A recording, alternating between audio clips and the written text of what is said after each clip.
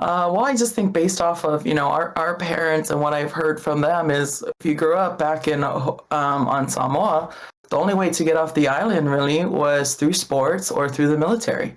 And so you went one of two routes. And I agree with Starr of you probably had those big time football player names, Jesse Sapolo, and when they left and they were able to, send money back to the family back in the island, that just kind of set a precedent for, okay, again, this is another way for you to get off the island and be able to provide more for your family back home.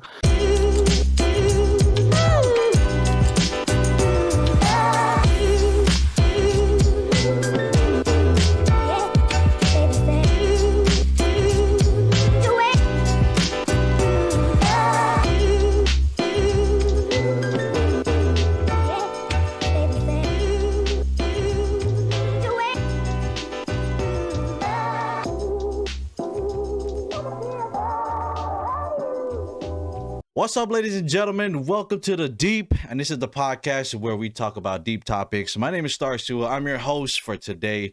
Hostess with the mostest, right? And then with me, obviously, we have Miss Kaleo Head on the building. What's up, Kaleo? How are we doing today? I'm tired, Starr. It is kind of early. It is kind of early, but I mean, early for us. It's not like early like those other people that wake up 4 o'clock in the morning, go work out, and then go work. Like, no, not that early. No, but yeah, we got a special guest today. We have a special episode, and we're gonna be talking about a lot about sports and the Pacific Islander culture a little bit and stuff like that. And then yeah, we're gonna have a good time in here. So we ready or what, Kaleo? Oh, I'm so ready for this. I just had my like Hawaii slang come out. Oh, ready or what? Yeah, you did. I think it was the Maoli concert that I went this past 2 days ago. Rub it in. That was a major. But yeah, guys, so if you guys are on YouTube, thank you guys so much for coming through. Make sure you like the video, subscribe to the channel, and hit that notifications button so that you don't miss any episode. I do want to say that last week or this past week's episode wasn't posted yet. It's going to be posted later on today because I had some internet issues, and that's the reason why right after this episode I'm going to be switching my provider. Literally, I have to go drop off the modem and pick up a new one and stuff like that. I'm like, bro, I'm not having 1 week without internet ever again. That was crazy. So back to the old days. Yeah, back to the old days where we literally was sitting in our house, like looking at each other, like, what do we do now? We want to play a board game. But yeah, again, if you guys are on Spotify, please rate the show and follow the podcast so that you guys don't miss anything. I appreciate you guys being here. Kaleo, let's get this started, all right? Let's go. So, our special guest, she is one of a kind. I gotta say that, but she is one of a kind. She very I gotta say she's my family. Obviously, it's my cousin, but she is one of the first Samoan female Division I head coach at a collegiate level. So let me bring her on in. Her name is Miss Mega Burton in the building. Let's go. What's up, guys? What is going on, Meg? Thanks for being here. I appreciate you, taking the time out. I know you're a busy woman, and you got the time to be here. We get to, let the viewers, the millions of viewers get to know you a little bit more. One day. Thank you, guys.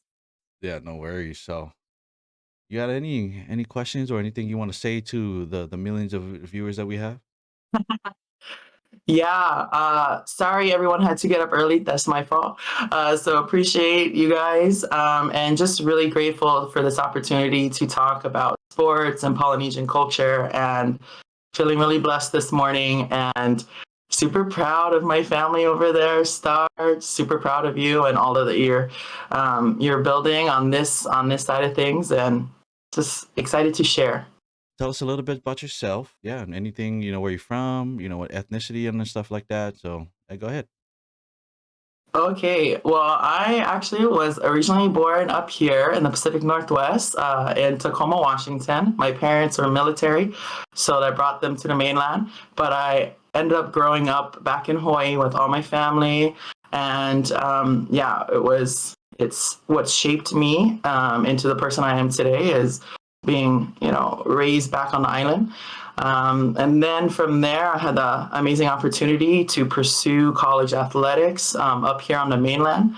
And I went to college in the Bay Area, was a collegiate athlete, and then from then on became a coach, and have been able to have so many great opportunities, traveled the world being a coach, and met a lot of great people. So that's kind of a quick background.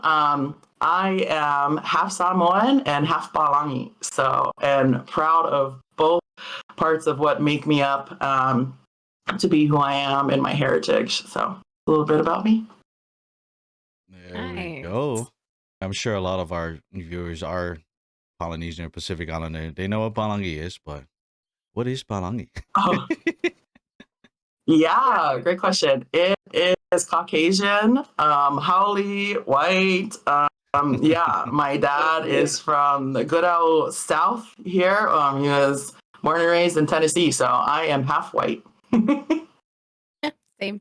Yes, Afkasi.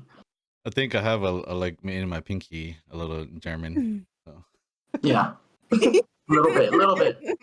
Just a tad, little bit. But before we get into the questions, really, we got one more questions. What is one thing that you loved to do growing up? It could be anything.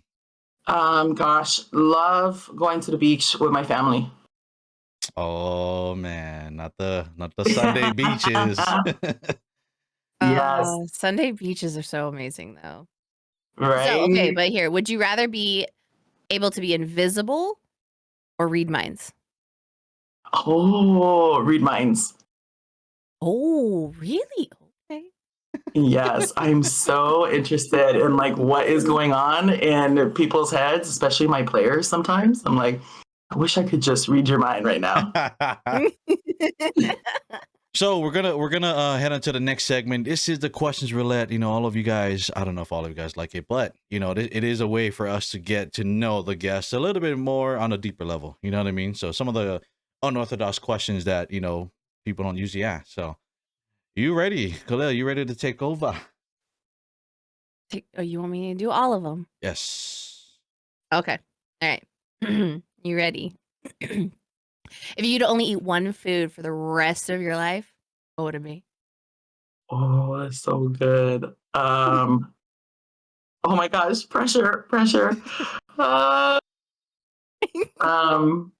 Something that my mom has cooked.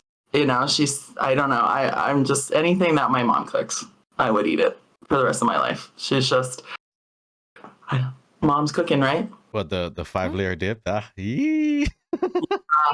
That's true. Oh my gosh. 5-layer dip, barbecue ribs, shoyu chicken. Like mom can like throw down in the kitchen. Yeah, my mom couldn't. My dad though. Yeah. So what's your favorite TV show of all time? Oh my God, these are hard questions. Literally, these are hard. Favorite TV show of all time?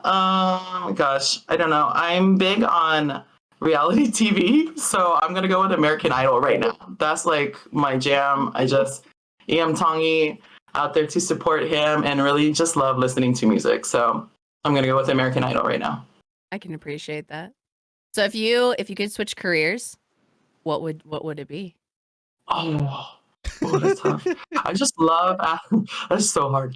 I love athletics so much. It would have to still be on the realm of athletics. Maybe an academic counselor, academic advisor. They do such great work with athletes. Keep them eligible, allow them to pursue, really focused on their degrees. So if I couldn't be a coach, I would work in athletics, and I think specifically like an academic advisor. Oh, okay. What's the craziest thing you've ever done for love? For love? Yeah. I'm such a hopeless romantic. I moved up to the mainland. Yeah, I left home and I came to the mainland and I moved for a guy, and definitely don't regret it. But that's the craziest thing I've done for love. Wow. Okay. If you could travel anywhere in the world right now, where would you go? New Zealand. Anywhere. New Zealand? Ooh, okay, Yeah. okay. What's the Mhm. weirdest food you've ever ate? Oh, weirdest food? Gosh, weird is like such a tough term. I try not to like put that label on Unique? anything. And like more unique. Gosh, like anything an insect, like grasshoppers, ants. I've eaten a lot of like different types of insects. Okay, me too. Yeah. Who's your favorite superhero? Oh, that's such a good one. Captain Marvel, girl power. Hey, okay, okay. Growing up, who is your favorite celebrity crush, or who is your biggest celebrity crush? Or now? Um, yeah, The Rock, The Rock? Dwayne Johnson. Yeah, no, just love what he represents and love to look at him. Yeah. For a workout, would you rather lift weights or do something like yoga? Lift weights. Yeah, Me I think too. it's the former athlete in me. Yeah, I was just like, let's get in the weight room and lift something heavy. Oh, there's nothing like the sweat and satisfaction of being like that after you get that big old max. Oh, yeah. Yeah, the release. Hell yeah, totally. Is it a Polynesian girl thing? Because I would have said yoga. Yo, no, you would not. uh, no. Well, that's all of the questions, right? Yeah, I think you answered them faster than even I did. Thank you for that. I felt like I was stuttering. I was like, I don't know. But good question. I mean, I think if I remember, Kaleo, you're like, oh, Yeah, I was like, oh, ooh, I don't oh. know. I contemplate everything. Oh man. No, that was great. That was great. I usually when we like that weirdest foods or craziest food, it's always got to be some kind of insect. You know what I mean?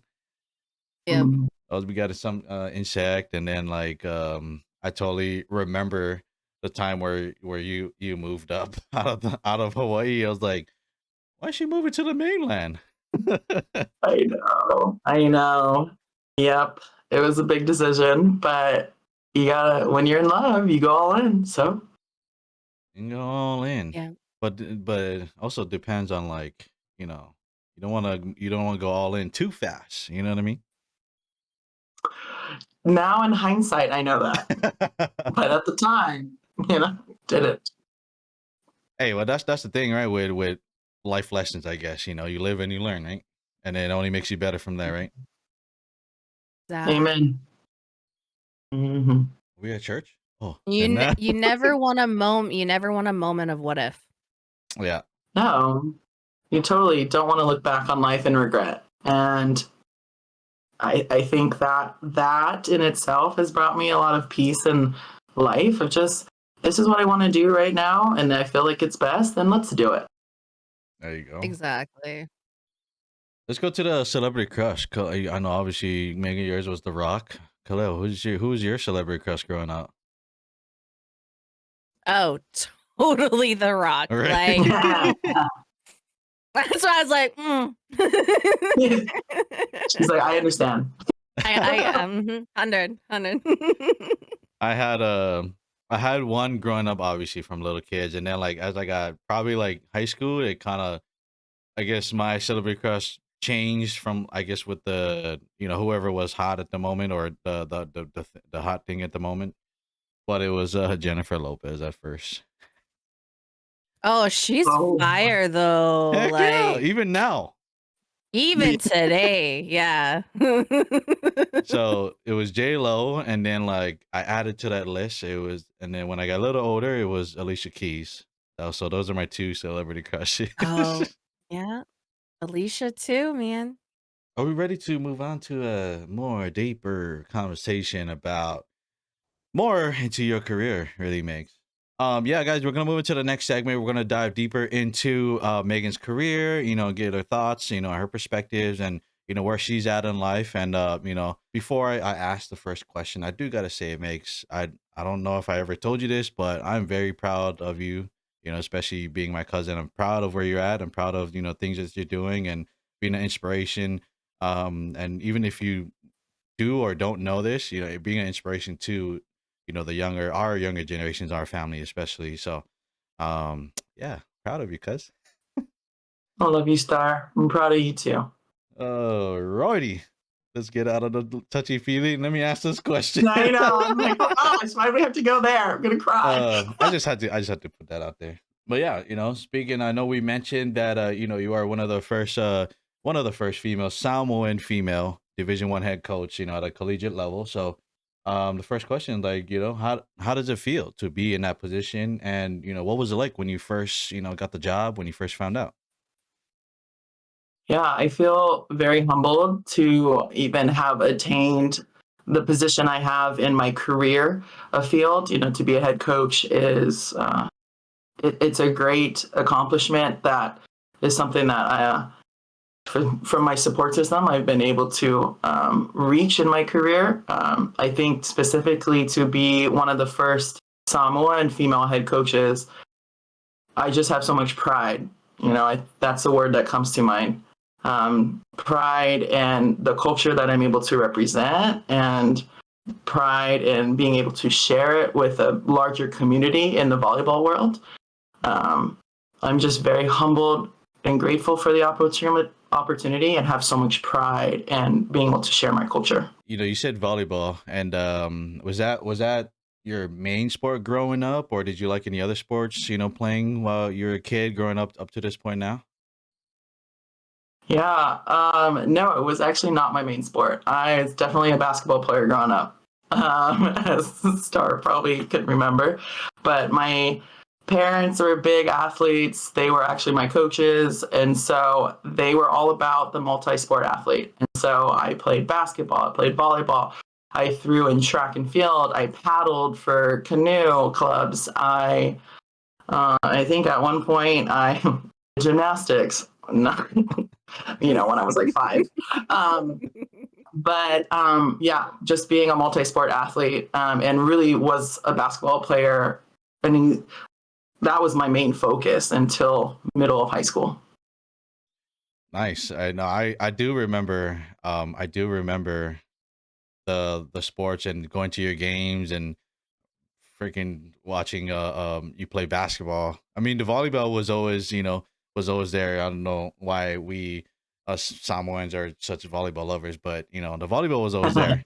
But watching you in basketball and then seeing you in track and field, I was super small, right? So I was like, I thought that you were like the best athlete. I'm not gonna lie, 'cause on the court or on the field or whatever. And do you mind if I tell or if do you mind if you tell the viewers like how tall you are? I was gonna ask, No. how tall are you? Like Yeah. basketball. Well, I'm supposedly 6'2" with shoes on. But yeah, I am tall and proud of it.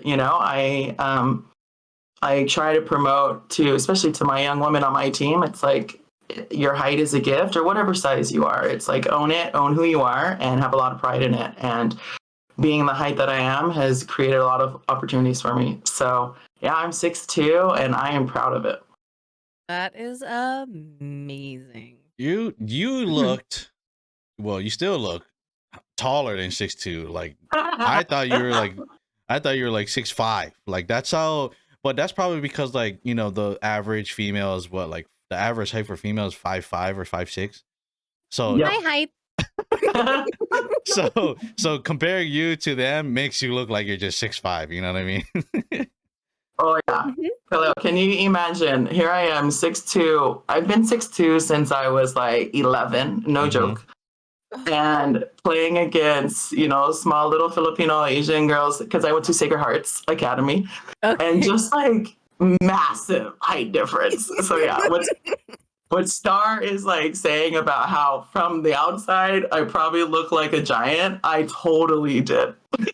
Oh, absolutely. I was short. So like on the volleyball court and stuff, I was a setter. So like I'm like pushing it up for these girls because they're just like towering above me. Yeah.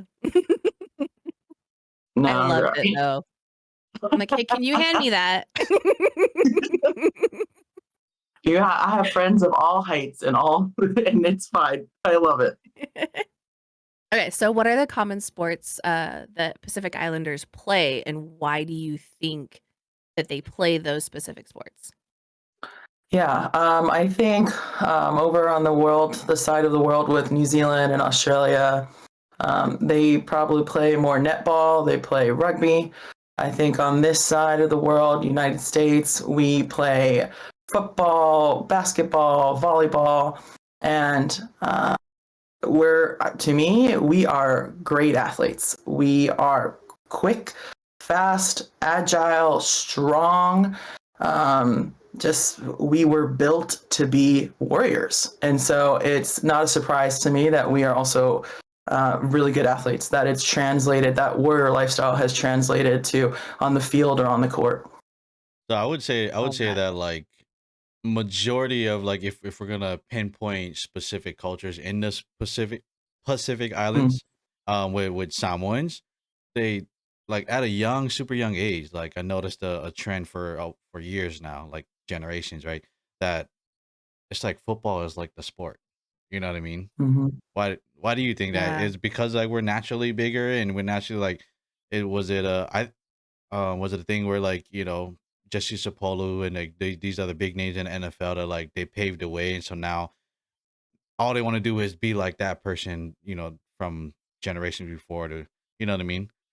Well, I just think based off of, our parents and what I've heard from them is if you grew up back on Samoa, the only way to get off the island really was through sports or through the military. And so you went one of two routes. And I agree with Starr of you probably had those big time football player names, Jesse Sapolo, and when they left and they were able to, send money back to the family back in the island, that just kind of set a precedent for, okay, again, this is another way for you to get off the island and be able to provide more for your family back home. And yeah, I also think football, our guys they're big and strong, but also quick. And so it just really lends well to the necessities of being a successful football player. And the same for volleyball. I think we jump really well. We are very explosive athletes, very explosive people. And it's not a surprise to me why you see a lot of successful volleyball players. Yeah, and I think you brought up a good point, to get off the island, and I'm sure it's like that with at the other islands too. With I think Fiji, it's like to get off the island or be successful was rugby. Fijian Mhm. rugby players are super big, but you brought up military. That was like if you look at the army specifically, it's like Mhm. it's probably like 90% of Samoans that do join the military goes into the army. But at the Mhm. same time, I think what pushes them to the football route is because it's like the military is intimidating, and they're like, "Oh, I don't want to do that. I want to let me do this sport. Something that's fun for us to do. You know what I mean? Going back to you being a Division 1 head coach. What are some of the challenges that you face as a head coach, just in general? Well, I think the landscape of college athletics it's constantly evolving, but especially right now, we're in like a unique time in college athletics where you see the name, image, and likeness deal that's is coming really to the forefront for these student athletes, and so I think it's great for student athletes, right? For those that are sometimes you're only going to have a finite amount of time to make money off of your name and image and likeness as a student athlete. So I understand kind of why the legislation has gone that route. I think specifically for the smaller schools, which I would classify where I work at as a mid-major or a smaller school, um, you're always fighting this battle of resources. And that kind of comes back again to the financial resources. And so, specifically with like NIL, the big schools are just getting bigger and getting a certain level of athletes because they have the financial resources to go out and recruit them and to provide a lot of money for them. And so that's some of the challenges that I specifically face. How do I compete in this same division? Because we're all in Division 1. I got to compete against Texas. I've got to compete against, Auburn and Alabama for the same type of kid, but with significantly less resources, specifically financial resources. So that's a challenge that I face, kind of just as college athletics is evolving right now. And then I think I constantly face a challenge myself and other coaches of how do you become the best coach for this generation? And that takes education, that takes wanting to learn about this generation of what makes them tick and be their best. And that's a constant learning process. So again, kind of some two main challenges that really stick out to me. I think with college coaches, or just coaches in general, like, you guys have your guys' own style. You guys build your guys' style of coaching over the time, and knows what works and what doesn't work and stuff like that. But like you were saying, the college sports in general is evolving, so your coaching style's got to evolve as well. So aside from the financial part, just I guess your coach mindset's got to kind of change with the time, right? So I can see that. Definitely, right? And if you're not changing, then you're getting left behind, or you're going to miss out really on how you can.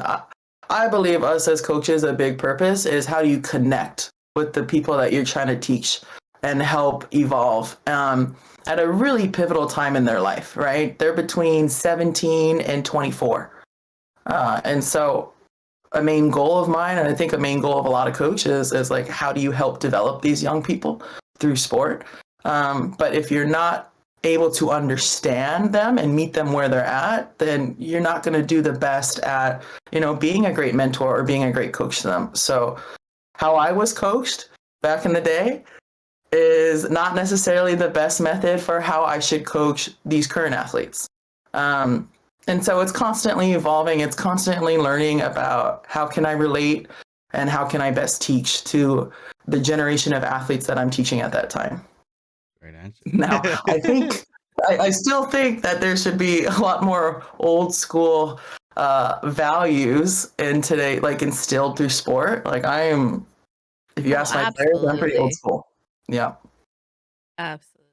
Yeah, I feel like a lot of the older school mentality is definitely a working type mentality of like you want it, you have to put the drive into it, whereas I feel like when it changed to the whole let me give you a participation award, that's when it became so soft. And now, like, when I go to like do any kind of sports stuff with my kids and stuff like that, I'm like, no, you have to, like, you gotta put your heart into it. If you're not, just stop. Because otherwise it's not going to be enjoyable for you. And it's not going to be enjoyable for anybody. I don't know. I mean, that's just me, but no, it's not. It's hard not work, enjoyable. determination. It's not enjoyable if you don't win something. So like, it's not enjoyable if there's no winner. You know what I mean? It's if there's no winner. Yeah, that's the point of the why sport was made in the first place. It was for competition, right? Yeah. With any game, a freaking board game, you're supposed to win the game. We're so Polynesian. I love this. Because I have the constant debate with my new age athletes of, okay, if we're going to do something, we're going to do it to the best of ability. And because we want to win. Exactly. Like, that's how we were raised. Like, if we're going to, I don't know, race out on the beach, I'm going to do it so that I'm going to beat you. Right. Yep. But I do think it's a balance. Like, for sure, you're putting all this effort in to be the best. But in that journey, in that process, there are all these small steps of learning and getting better. I think Giannis, he did a great interview a few days ago. A sports reporter asked him, hey, do you view your whole season as a failure because you guys are out of the NBA finals run? And I thought he had a great answer. He's like, look, just because I'm not necessarily going to win at the end doesn't make my whole season a failure. And so I think it's like understanding this holistic concept of, yes, at the end of the day, we're freaking out here working really hard because we want to be the best and we want to win. But there's still a journey in that. And even if you don't necessarily get that ultimate prize, it doesn't make everything that led up in your journey a failure.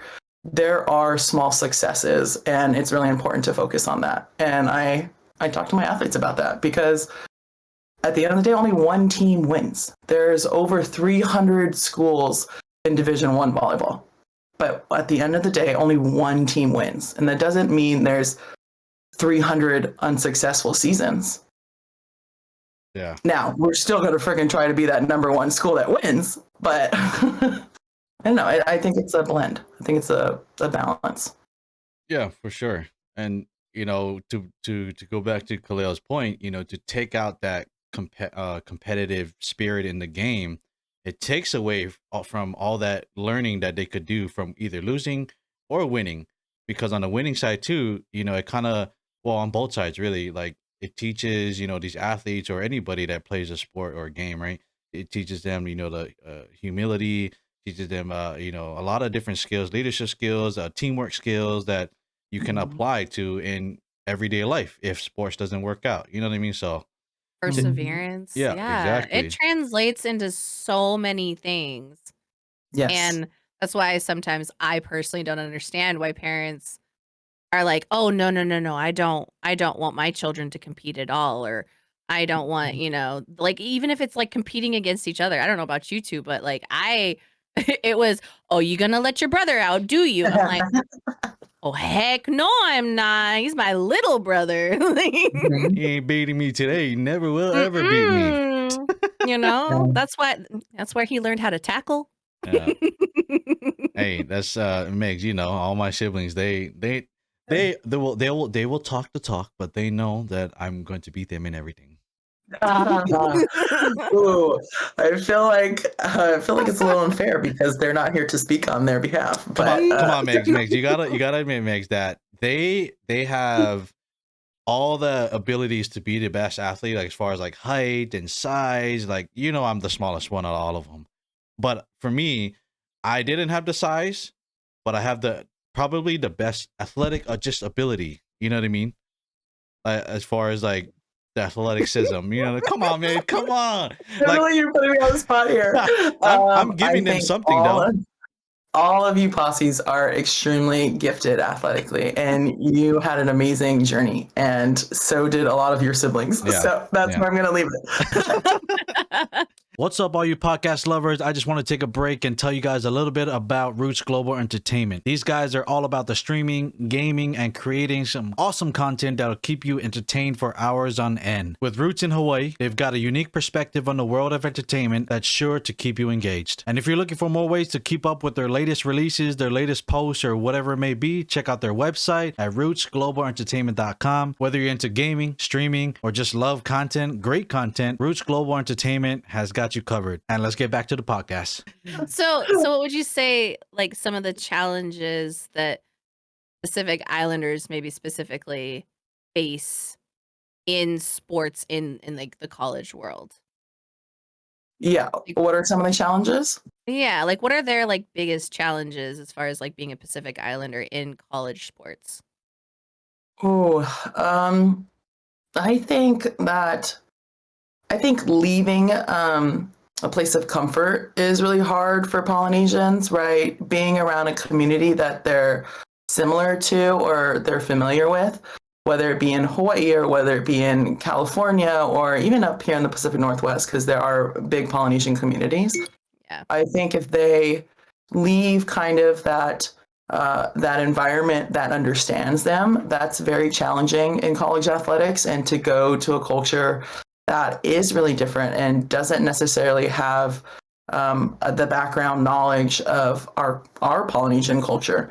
I think that's very challenging for anyone that's going into a new culture, but specifically for Polynesian student athletes. But I do think that this generation is the bravest that I've ever seen.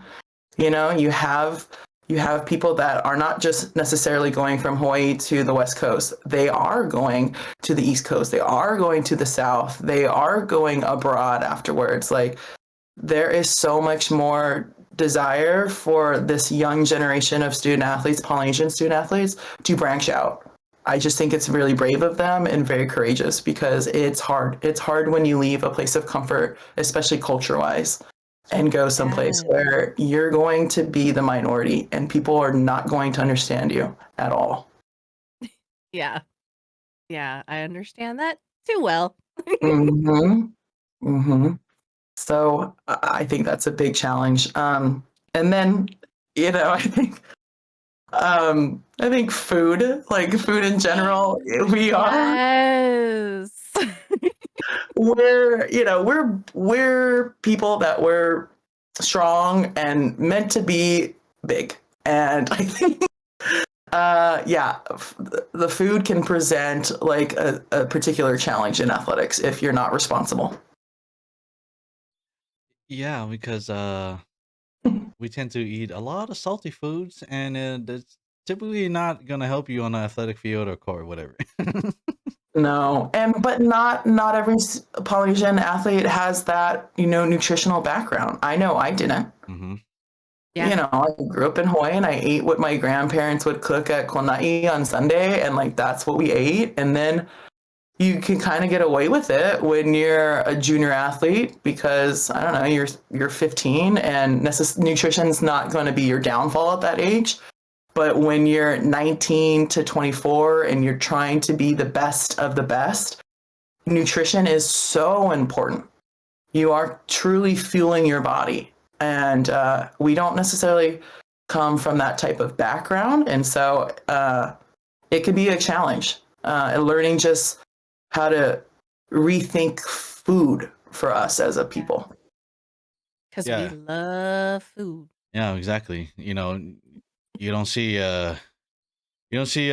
Samoans eating or Hawaiians or Islanders eating Kaleo pig and then like a bowl of salad right next to it. Just, No. What? I try and have that balance. yeah, we try. I mean, there is like when we do like the what is the Hawaiian play Kaleo cabbage. I mean, yeah, we got some vegetables in there, but Some. Yeah. some. Hence the reason why us Samoans have like gout all the time. Oh. That's Ooh. like our Achilles heel is freaking gout. I don't know why, right? Well, we just don't necessarily eat food that is good for us in that sense, from a gout perspective.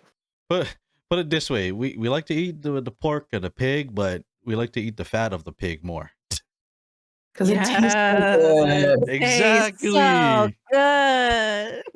Exactly. But let me go to the next question and going back on the topic of Polynesian Pacific Islander athletes, and then as a head coach, if you have any now, or if you had before, and whatever teams that you did coach before, do you have any players that are from the islands, and do you give them special treatment, or do you kind of give them, are you more hard on them, and like why? Yeah, I think since becoming a coach, I definitely look to recruit from back home on the islands. One, Hawaii is such a great resource for volleyball in particular. I mean, it is the premier sport for girls. And so just from a talent pool, it serves really well that I can go back home and get this amazing talent for volleyball. And then I think on a more personal level, I just want to be able to provide opportunities for girls from the island. I was blessed enough to get an opportunity and to leave and have this amazing experience. And I truly believe in giving back and paying it forward. And so I do want to create more opportunities for Polynesians or from girls that grew up in Hawaii, and I am lucky enough to be able to do so. I have had Polynesians on my team. I have had local girls on my team. It's definitely a focal point in my recruiting. Now, do I give them special treatment? I think they would probably say no. Being a coach, I think it's really important to be fair. Regardless of where my players came from. I recruited them because I believe in them and I want them to be a part of that chosen family wherever I'm coaching at. And so I try to be fair across the board. Definitely don't give them special treatment. I would say I'm actually probably harder on them, just because I know the culture that they grew up in, the type of character values that were instilled in us. And so I have high expectations for them both on and off the court. Definitely not easier. I would say I almost feel like I'm tougher on my kids that I recruit from the islands. So would you, you talk about coaching, being able to balance and stuff like that, you saying that you feel like you're tougher on them. Now, is it tougher on them more than the other, non-Islander players, or kind of, you even that out? Because like sometimes, like Um, when you do that, right, with coaches, sometimes you unconsciously kind of like yes, forget about the other players, and or they feel like they're being left out. You know what I mean? yeah, for sure. I think early on in my coaching career, I was definitely almost to an extent like it was too hard on my girls from back home, where it wasn't fair to them and it wasn't fair to the rest of the team. And the good thing, I think, a really good thing about this generation is they are vocal, and so they will speak up for things that they believe in or things that they feel are wrong in the realm of sports. And so, there's a blessing and a curse to that. But I have grown as a coach because those players, both the girls that I was really hard on from back home and their teammates, would bring to my attention that maybe it wasn't what was best for the team, that kind of coaching method. So try to find a balance. Like, yes, I have certain high expectations for them just because I know of how they grew up, but it shouldn't be so extremely different from how I treat the rest of my players that are not from the islands. Yeah, it's all about finding that balance, because then you don't ever want to be that coach that shows favoritism, right? Or have Yeah. that favorite player, or because then it's even a bad look in on the parents' eyes, on the school board's eyes, or like the Mm-hmm. AD, whoever it is. You know what I mean? So it's just just finding that balance. It's really and I feel that I had the when I was coaching back at school, right, from at St. Louis, I felt like you know I mean, I was more exposed to more Islander players, obviously, because they're all from Hawaii. But I had a few that are not born and raised in Hawaii and all that stuff. So I felt at one point, kind of just like you, that I was kind of a little bit harder on the Samoan kids, especially because I'm Samoan, right?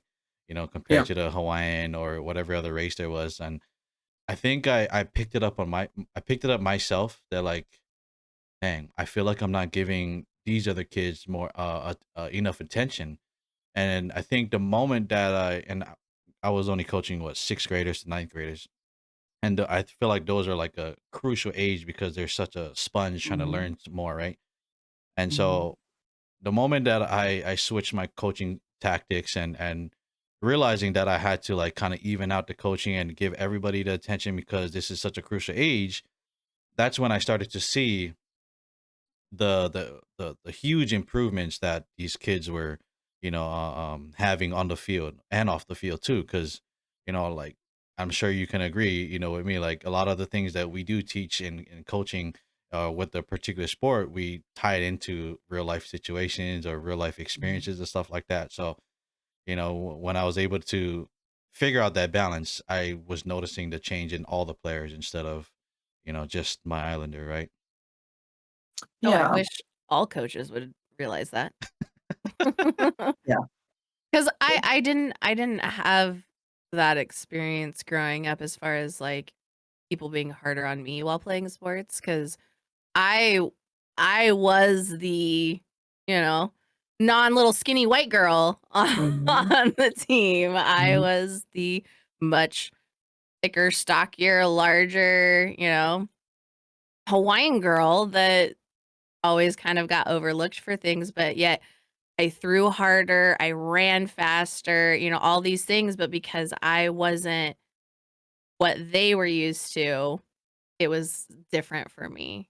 until my dad got involved in my sports, and then it was definitely way different because he was very hard on me.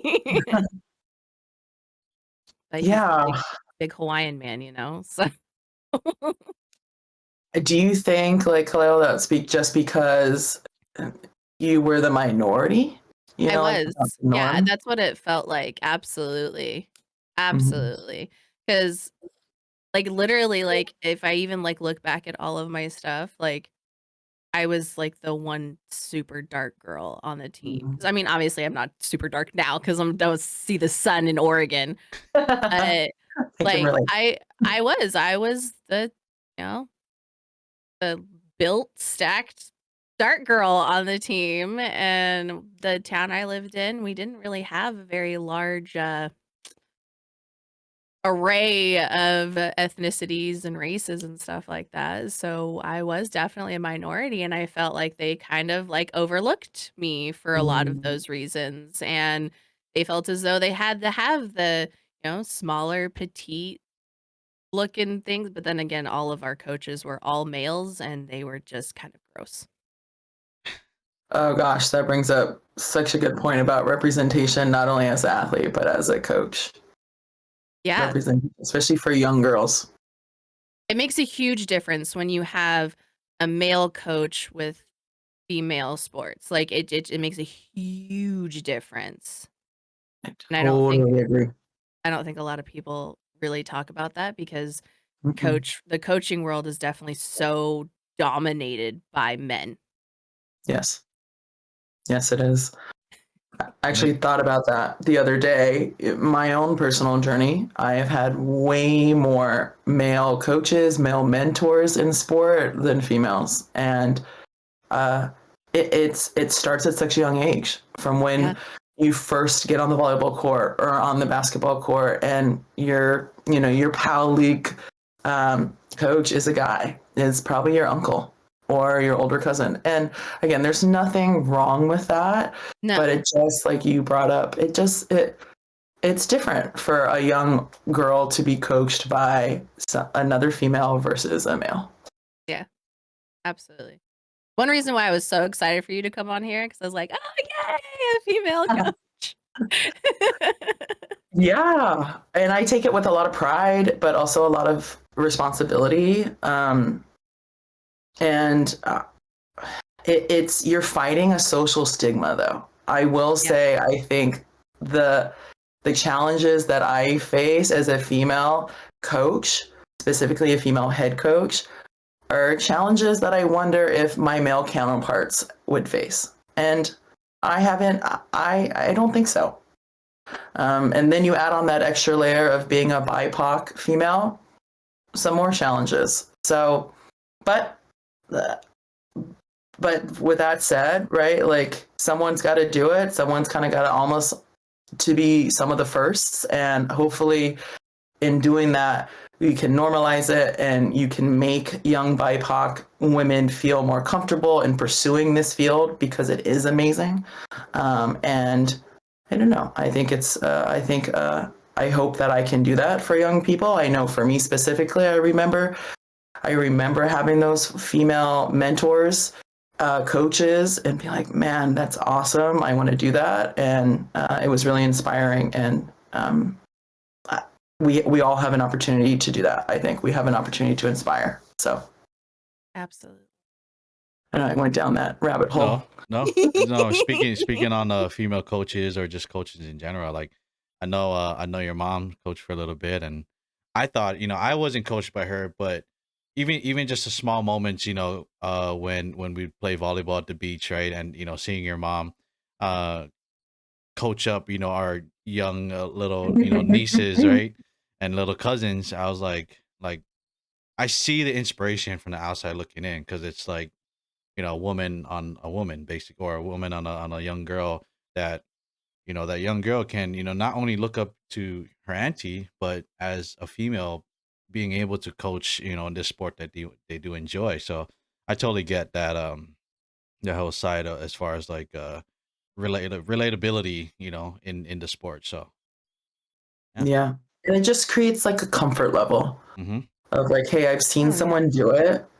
and okay, I can do it. Yeah. You know, hopefully it creates less doubt and more confidence, and then an encouragement of it.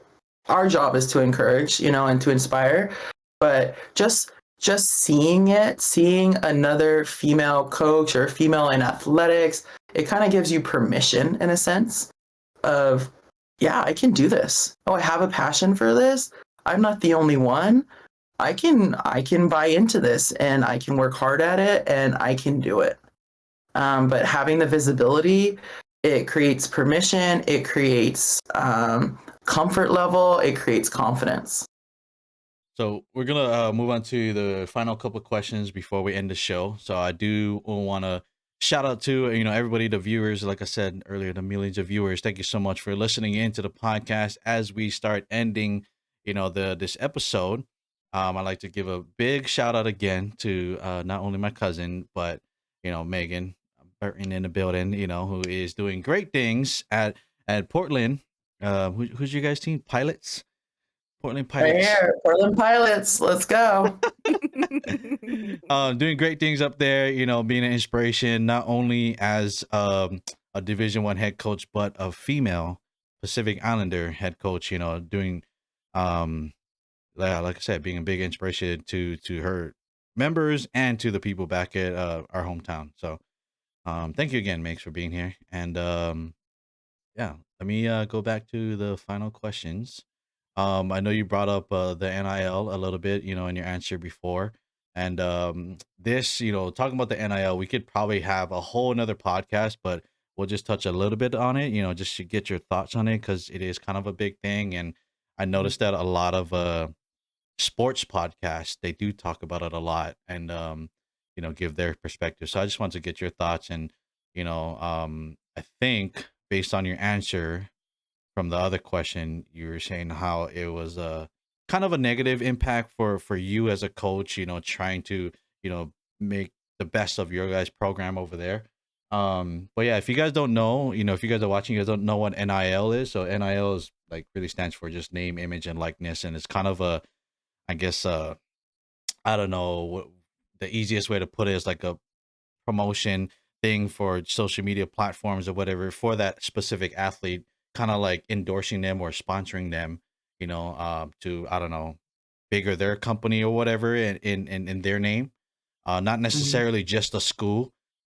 Wait, let me take that back. Not necessarily the school. It's just the person, the individual, right? Yes. So before, when you were a student athlete and you played at a university, right, the university was able to capitalize on the name and image and likeness of like a great player. So for example, like Steph Curry, right? Because go Warriors. Anyways, but Steph Curry, when he was at Davidson for his undergrad, right, he was such a great player and really impactful on a national scene. He didn't benefit personally from that, right? From his ability to be one of the elite basketball players in the nation. Instead, his school did. And so now it's shifted. Now student athletes that are great in their sport, that money and those benefits can go to them for those financial gains. And yeah, I had mentioned earlier, I think there are positive and negatives to it. I think you're paying student athletes now. So like, what's the difference between them and a professional athlete? That's a whole different topic. But at the end of the day, a student athlete should be able to earn value based off of their worth, versus it going directly to the institution or to the bigger monopoly of the NCAA, right? Because your lifeline as a student athlete or as an athlete in general is finite. Injuries are real. Career-ending injuries are real. So there might be a short amount of time that you can capitalize on the value that you bring to the table as an athlete. So I believe in that. I support it in that way. I think it is a disadvantage for those of us that necessarily don't have the financial means to provide NIL money for student athletes. And that's the perspective I'm on. the rich get richer, and us that have less resources, we still have less resources. So overall, it's a great thing for student athletes to earn value based off of their worth as an athlete. For a coach that's at a particular institution that may not have the financial means, it is another challenge that I have to face to compete against the bigs. Right. The bigs like in the Power Fives. So, Right. but NIL is great. Student athletes, go capitalize on it. Put the work in, market yourself, and you can make so much money. Look at Angel Reese from LSU. She is making bank right now. Do you think that, with some of the negative parts of that, like, because some people was arguing that, it could, I don't know, hinder their professional career as far as like, just their attitude, or, in a way where like, oh, I already made all this money, like I don't need to show out when I go to the NFL, or you know what I mean?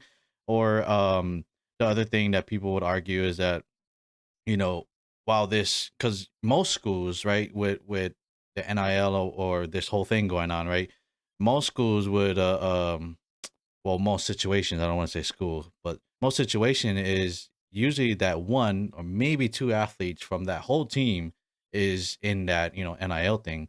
And then it feels like they're being put on a pedestal or whatever, and then they walk around campus thinking that they're the big dog or whatever, because they're getting all this money and all that stuff. So it kind of like leaves the rest of the team, I don't know, I can kind of see where these people are arguing about that, where it kind of like messes the team dynamics and stuff like that. So I feel like yeah. It's not something that my locker room has had to deal with, and I count my blessings in that way, because it's another element to a team dynamic. If you are making a ton more money than the person that is really putting in the same amount of work as you on a day-to-day basis, it can create some tough feelings within a team culture. So, and that's where I think we didn't necessarily proactively see that going into the NIL climate, and it's something that a lot of teams are having to navigate. And that's a part of it that I don't love. I am old school in a way of like team first, greater good, and like if I benefit, we all should benefit. But that's my mentality on it. Again, I haven't had to deal with the team dynamic in my locker room. I would be curious though, if I did, it would present some challenges, right? You are getting paid based off of your worth, and it's your worth as a starting point guard or the starting setter for volleyball versus the 12th man on the team. You're going to be valued differently. Yeah, because I feel like when with these younger kids, right, a lot of times that we could all agree, all three of us, when we're presented with money at a young age, we tend to kind of go crazy and not really spend it like smartly, you know what I'm saying? So exactly. And with these kids these kids are getting millions of dollars, millions. Yes. We're not just talking $100 here, $100. It's millions of dollars. So just imagine, right? Imagine, at a young age, and you got this loads of money, and then you start to get in your head a little bit, and it may affect, may not, or may do affect your teamwork and all that stuff, and then just your it may take away some of the love for the sport. So you're like, oh, I got this money, I don't need to go to practice today, I'll just show out at game time. So that's one of the challenges, right? And that's why I think you're putting a professional, literally the benefits of being a professional athlete with a young college kid, and it's tough. It's been really interesting to see it evolve. I think it's important for kids, student athletes that are going the NIL route. It's like surround yourself with people that are going to help you understand how to make the most out of your money. Whether it's a financial advisor, whether it's your parents that can keep you humble. But if not, then it can go a really pretty tough path. But that's with anything. I think you see that with young professionals too, right? Like Right. the guys that just got drafted into the NFL. If they don't surround themselves with people that are gonna help them understand that they're taking this big leap financially, then they can get into some trouble too. So, but that's a 24-year-old versus an 18-year-old. Yeah. There's some maturity growing that needs to happen with some young people that may not always be there before they get their first $1 million check. Yeah, for sure. I think the best thing that they could do, sorry, Kaleo, cutting you off. I think the first thing that you could do, if you're in a situation, you're young, 18-year-old, and I hope people can tell them, these kids this is go get a freaking financial advisor. That way, Yep. the way that financial advisor can help guide you and also your parents, manage your guys' money before you get to that professional level. That's like the smartest thing that they could do. Yep. Well, and taxes. Kids don't understand that all of this stuff is taxed. Exactly. And so that's been something that's come up recently with a lot of student athletes that are on big time NIL deals. Just do your homework. Do your homework, kids, and surround yourself with professionals that are going to help you be successful in that way. Don't we all wish that we were in that NIL situation, huh? I know. Imagine, Kaleo. Listen, if I hadn't busted out both my knees, I probably would have a whole different life. Both knees, girl. Both knees at the same time. Oh. Hey, you sound like my wife. My wife busts her both knees too. Oh, not Girl the knee. dropped her shoulder coming into home plate. Seriously. Ooh. Took me out. Oh, Both so my you're knees. a catcher. I was a catcher. Were you Yeah, like top of the line catcher? I was. Meg, you played softball, right? Oh no, I'm so bad at softball. I play for fun in like an adult league, but I'm not very good. Nope. You don't see many 6 foot, 6 foot plus softball players. I'm just saying. Yeah. I was softball, volleyball, swimming, and I did track and field. Oh, love it. Swimming. That is a sport that I think is untouched talent for Polynesians. Yes. Of course. And you would think, right? We're surrounded by ocean, so we should be, decent at swimming somewhat. You would think, but think about it. There are really minimal, Polynesians in that world, and why we were literally built for the water. Yeah. Exactly. Oh, yeah. Come on, man. Freaking, I'm gonna have a daughter, name her Moana, and have her show the way. Oh, you see what I did there? Yes. And get her in tennis and get her in golf. That's what I want to see. Like, shout out to Tony Finau, who's like, having some visibility on that scene. But again, love our sports with volleyball and football and rugby and softball and basketball and all of that. But let's get more into swimming and diving, tennis, golf. Like, let's have more Polynesians represented there. Like you know this. Both of you guys know this. Back in Hawaii, you see how much islanders play golf. Like, why aren't they teaching their kids to play golf? You know what I mean? Because they're at football practice. Yeah, exactly. Yeah. I'm thinking about our one specific uncle that goes golf every time. Yep. Yeah, he's probably on the golf course right now with my dad. Well, yeah, that's right. I forgot your dad goes to golf too all the time. But shoot, even my dad and his siblings, they all was like top of the line, and no exaggeration. Whoever you guys are listening, they were top tier tennis players back in American Samoa. My dad was able to go to he got invited to the Junior Olympics, and the partners, like the what is that called, the Pacific Games. Yep. Pacific South Games. Pacific Games. South Pacific Games. My dad won, and then he won with his brother as like a duo. And none of us play tennis. None of the kids. Nobody. I'm so shocked by that. I've taken tennis lessons from your dad, and he's really, really good. He's really good. I was also really shocked that you and your siblings didn't pursue that because of how good your dad was. But it's complicated to have a parent that's a coach. I can tell you firsthand. Love my parents. but it's complicated. It's Oh yes. yeah, it goes back to what I was saying that like, oh, are you more harder on the Polynesian, players? Yeah, your parents are gonna be the hardest on you. Yep.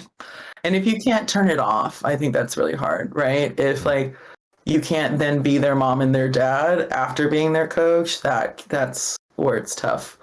But I have so much gratitude for my parents to be that were my coaches. I learned a lot from them, and they have been great mentors. But yeah, when you're on the car ride home and you just want mom to be mom, but they're still Coach Leah, it's different. Star's laughing because he knows my mom really well. Yeah. But yeah, I feel like I get coached really well from your mom. But it's all the fun and games on the volleyball that we play. It's not like serious. It'll probably be more serious. What are you talking about? It is intense. It is oh intense. My gosh.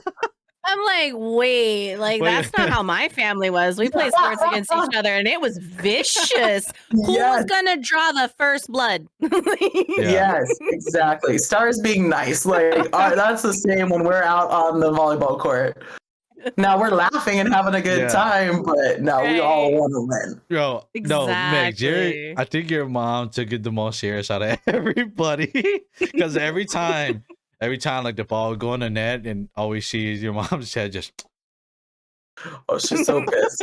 She'd be like, Mom, this is like family barbecue time. She's like, I don't care. We're here to win. I'm like, okay. Yeah, exactly. And we're not exaggerating, girl. Yeah. This is my mother, and I love her. Mom, shout out to you. But she was a major in the Army. So just put that in the context of like family barbecue, volleyball. It's like, yeah. Everything was organized. We had to play volleyball at the same time. Like when she said like, oh, the food's ready, and we go get the food. But it was so serious that like everybody got so, even though we were having fun laughing and stuff, it was so serious to where it got to the point where like when new teams would come on and form and we see somebody that like maybe not as good, we're like, oh, I'll wait for the next game. Yeah. That's how it was. Horrible. Or we'd say, get out. We kick him out. Yeah. Hey, no, all right, get out. Stop. Or when the younger generation wants to come and play, the nice aunties were like, yeah, just play by me. And the other ones were like, no, go where the adults are playing. No. Yes. Oh gosh, yes. You had to earn your stripes if you were like young. You had to definitely earn your stripes to make it to the volleyball court. And yeah, it was ruthless. But you know what? At the end of the day, it's all love and still support. And we still laugh at the end of the day. Yeah. Yeah. For sure. But yeah, we're gonna start wrapping up the show, man. I appreciate you guys so much. It was a pretty great show, maybe we'll bring you on next time. I don't know, another time. Up to you. Well, thank you guys. I'm so grateful. This is my first podcast ever, and technology is not my thing, so thank you for bearing with me. But really grateful. I love what you guys are doing, and shout out to Polynesian people pursuing their passions. We always like to kind of go out with a last comment type situation. So for you, what's one saying that you try to like live by that just envelops you, that you just go with? Yeah, it's pretty simple, and it's from back home. It's live aloha. Really live aloha. And when I'm up here on the mainland, sometimes I'm like, oh, when I don't know, I kind of think back. I'm like, did I live aloha in that moment? And it just keeps me grounded. It keeps me purposeful, intentional. And why not? Everyone should live aloha. Your life would be so much better if you went into your day of like, just live aloha. I always try to explain that to people. Right? Like, you don't understand aloha. It's the ha. It's the breath of it's there. It's love. There's no point in not getting through it together. Yeah. And a lot of people, I mean, and it's lack of education. A lot of people don't know exactly what aloha means. A lot of them just may think it's a hi and a bye, or like, hello. Yeah, right. But it's like one of those words that the kind too. It means so much things, right? Aloha, Yes. aloha means everything that has to do about love, about Mhm. camaraderie with people, relationships, hi bye, like literally everything. Yeah. Yeah. And I see it as my daily goal, but also like privilege to spread aloha. And that's like Yes. so big up here on the mainland. Like people are like, oh, she always has a flower in her ear. That's my thing. I try to like always, I'm a big hugger, so I give people hugs, the kiss on the cheek for people that understand that. But spread aloha. The world would be in so much happier and I believe in such a better place if everyone understood aloha and tried to spread it. Absolutely. I preach that on a regular basis. Yep. Yep. And yeah, so we are going to end the show on that. Again, like I said, everybody, if you guys are on YouTube, thank you so much for being here. Make sure you like the video, subscribe to the channel, and hit that notification button so that you don't miss any episode or any short that's posted on the channel. If you guys are on Spotify, thank you so much for listening in or watching. And then make sure you rate the show. It's out of 5 stars, 1 star. It don't matter. Just rate the show and make sure you follow the podcast. So appreciate you guys coming through. We are going to I Meg, you guys have a link to your guys' team stuff, on the website. So I'll probably link that so you guys can check out the team that she coaches. Maybe if you guys want to follow the season, you guys can go ahead and follow the season. So the links will be down below. And just like I said on every episode, if you guys want to support me and Kaleo personally on our social medias and stuff like that, those links will be posted below. And Kaleo, take us out with your final saying as always. As always, remember to be uniquely you because it's the best thing that you could ever do. I'm proud of you and you're always enough. And the last thing that I like to say is always, yes, bless. Ladies and gentlemen, that is the end of the show, and we will catch you guys on the next one.